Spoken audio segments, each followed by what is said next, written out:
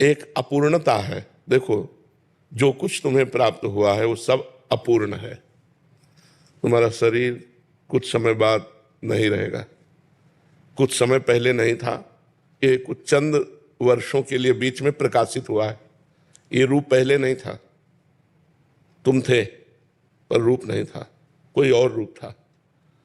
अभी तुम इसमें अपनापन मान करके इनके भोगों को सब कुछ प्राप्त मान रहे हो। जैसे आपके पास रुपया है, पद है, नाना प्रकार की भोग सामग्री है, जो अनुकूलता चाहिए वो है, लेकिन क्या ये स्थायी है? क्या पत्नी, पुत्र, परिवार, बैंक बैलेंस, पद, प्रतिष्ठा ये स्थायी है? नहीं, ये अस्थायी है, नाशवान है।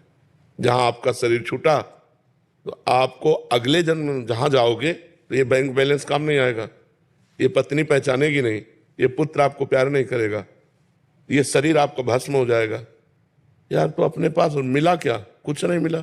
जिसे आप कह रहे हो सब कुछ मिलने पर भी एक अपूर्णता है, वो परमात्मा प्राप्ति की है, क्योंकि सब कुछ जो मिला वो कुछ है ही नहीं।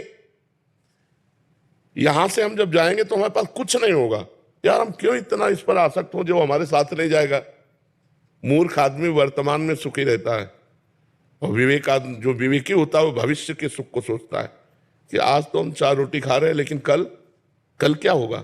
आज तो हम वर्तमान में मनुष्य देह में सुख भोग रहे हैं, लेकिन कल जब ये शरीर छूटेगा, सब कुछ यही छूटेगा, तो हमारे साथ केवल कर्म जाएगा, शुभ कर्म और अशुभ कर्म। शुभ कर्म दान पुण्य परहित तीर्थयाटन यज्ञ आदि, ये तो हुए नहीं।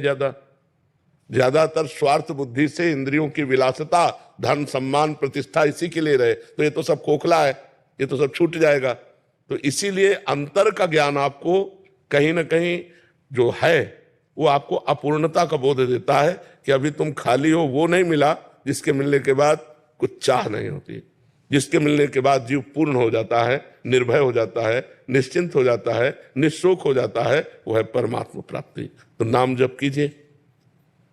कलिकाल में भगवत प्राप्ति का सहज, सरल, सुगम, सिद्ध उपाय भगवत नाम जप।